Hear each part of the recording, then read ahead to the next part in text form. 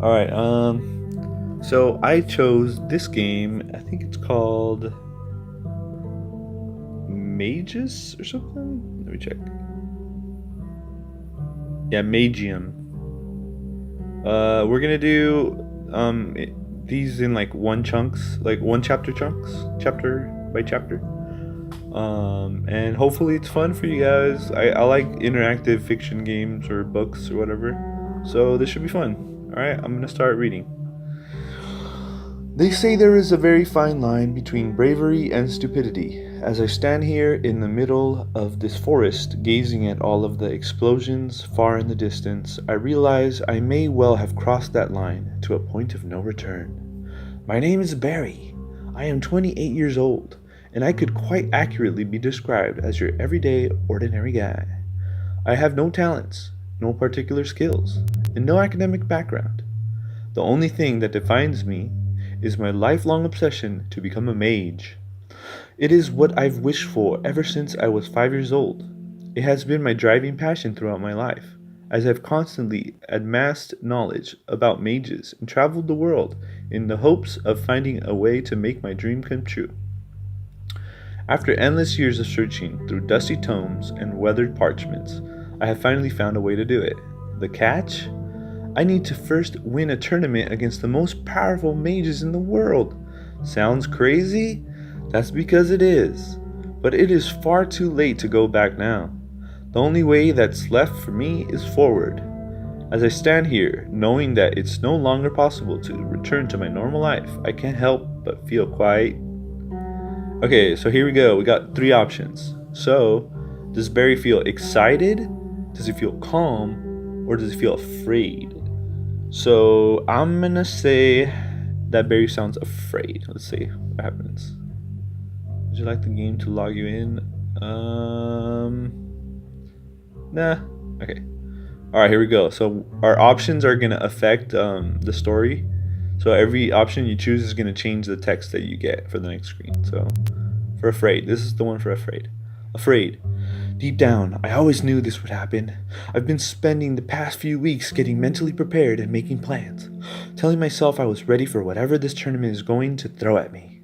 But once I got here, once I knew there was no way for me to go back, all of my confidence turned to uncertainty, and all of my courage turned to fear.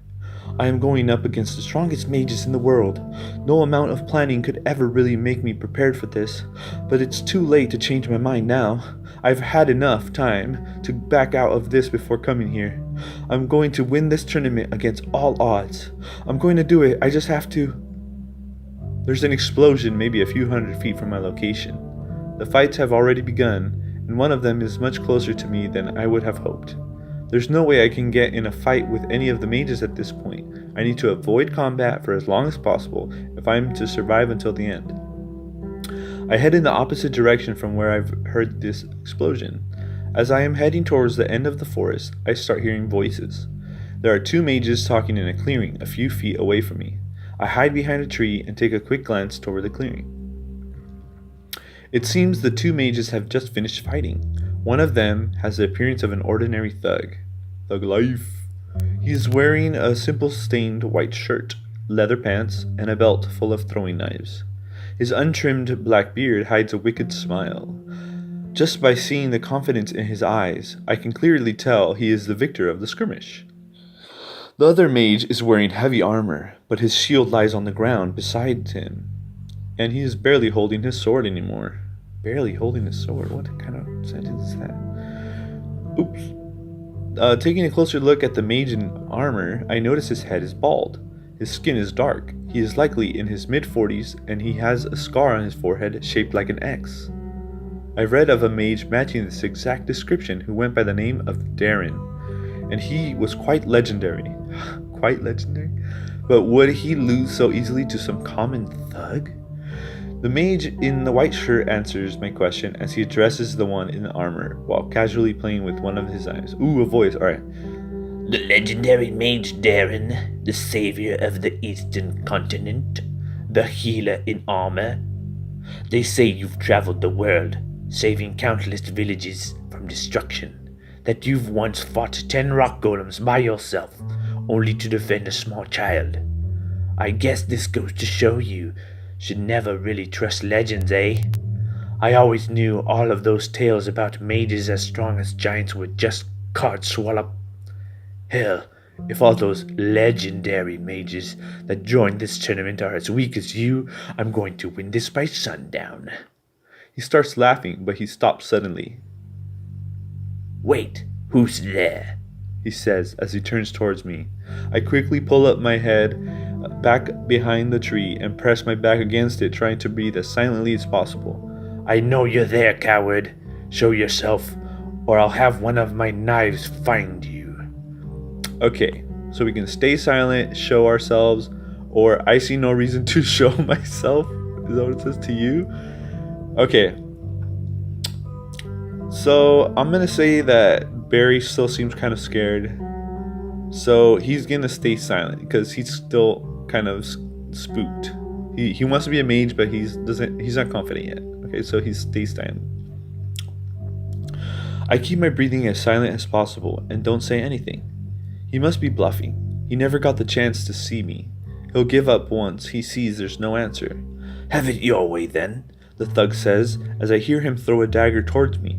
The dagger whooshes past my head, and before I get the chance to react, it turns in midair and flies right into my left shoulder, pinning it against the tree. I let out a muffled groan of pain as I reach to pull the knife out. You're not going to get that knife out so easily. My knives have a life of their own, and they only listen to me. Now that I know where you are, I'm going to... He pauses. So you're a Stillwater, eh? Trying to get me to lower my guard by acting like an idiot? Trying to lure me into a false sense of security? Is that your plan? Well, it ain't gonna work on me, 'cause I'm too smart for that, you hear me? His sudden change of attitude towards me is not completely unexpected. The existence of Stillwaters is one of the main reasons I've dared to dream that I might have a chance to win this tournament. Stillwaters are a very rare breed of mages that are known to be incredibly powerful. One of them is said to have destroyed an entire city in an instant some 20 years ago with only a flick of his fingers. The city of Almnar was said to have been one of the greatest cities on this continent, but it was wiped off the map just like that in a single second. Such is the power of these Stillwaters. Oh no, I'm getting tired. It's getting late over here. Okay, we're going to try to finish this chapter though, and then we'll call it a night. But what is even more interesting about these Stillwaters is that you can't differentiate them from normal humans. Normally, you can sense the magic flowing from every being. You don't need to be a mage to do it. By sensing their magical aura, you can tell how strong mages are before engaging them in a fight. Stillwaters, however, have the same aura as normal humans, and if you were to run into someone that seems to have almost no magic in the middle of what is essentially the greatest mage tournament in all of history, what would you be more inclined to believe? That an average human was somehow suicidal enough to join the tournament only to get massacred? Or that you are facing one of the strongest and rarest kinds of mages that exist in the world? I don't know. Both of them seem improbable. You don't scare me, Stillwater. I'm going to fill you with holes and you'll end up begging me for mercy for milk. I bet your legends are no more true than they were for this sad excuse for a mage standing next to me. Imply that I'm the one who destroyed the city. Yeah, okay, we're gonna go super sneaky. Imply that I'm the one who destroyed the city of Almnar. That's funny, I tell him. That's almost the same thing the people of Almnar told me before I burned their city to the ground. After I say that, there's a long pause in which none of us says anything. You're bluffing, the mage says. I guess there's only one way to find out then, I tell him as I feel my heart pounding in my chest. The few seconds of silence that followed felt like the longest seconds in my life.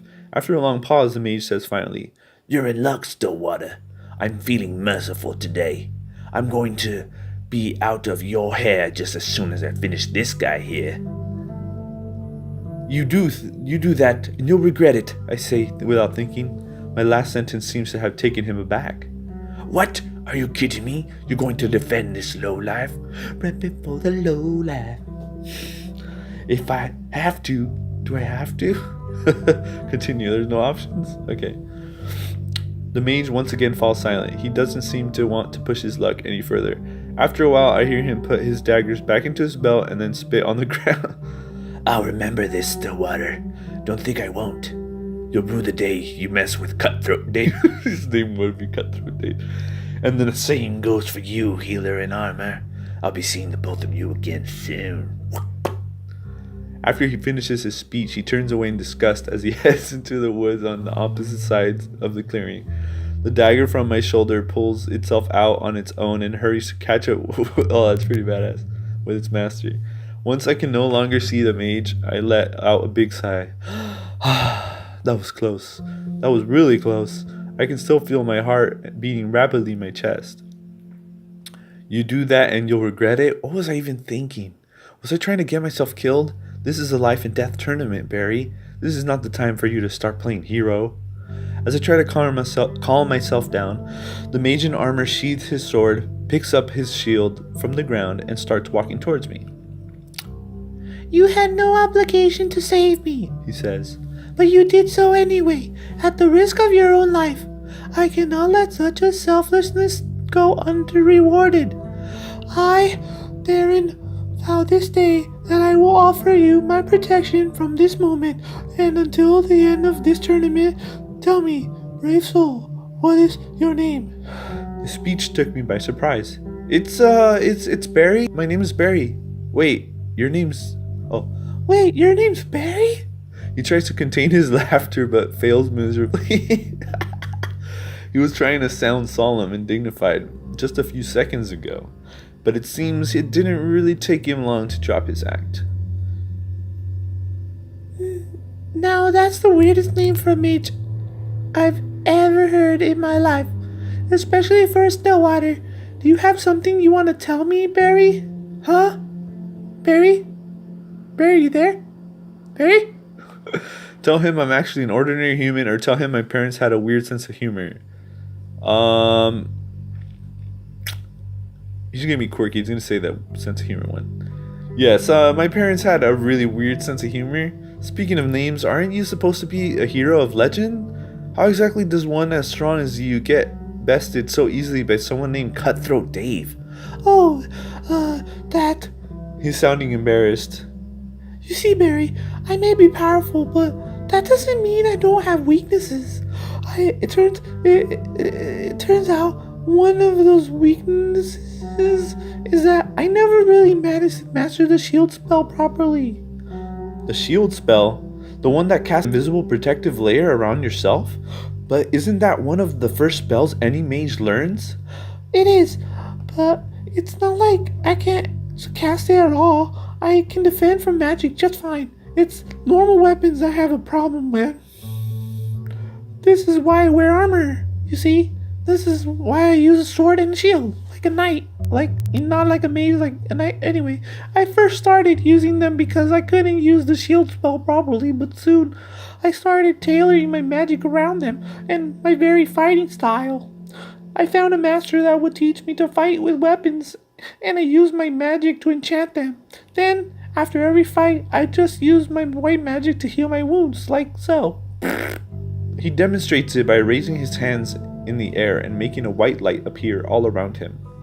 As the light shines, his wounds start closing, and the blood fades away. He then uses the same magic to heal the shoulder wound I'd gotten from Cutthroat Dave's knife. Oh, that's pretty nice of him.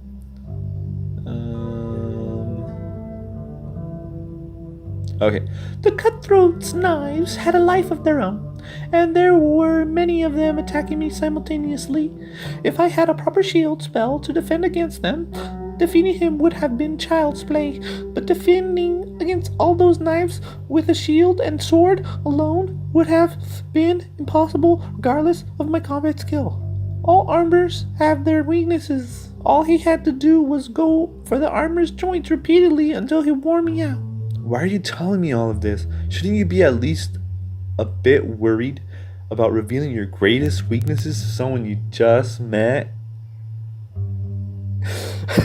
Hey, you saved my life. You just saved my life, man, bro, dude.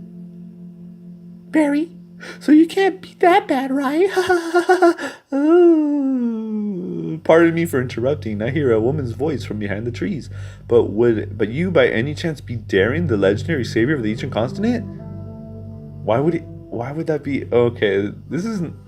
It's not bad. Okay, my opinion time. This the story's not bad. That just, I guess it's because Barry's like an awkward character, so he doesn't really know how to um, organize his thoughts and like in conversations well yet. But yeah, I like this game. I think we're gonna continue the next chapter in the next video. But I'm gonna go to sleep tonight for tonight.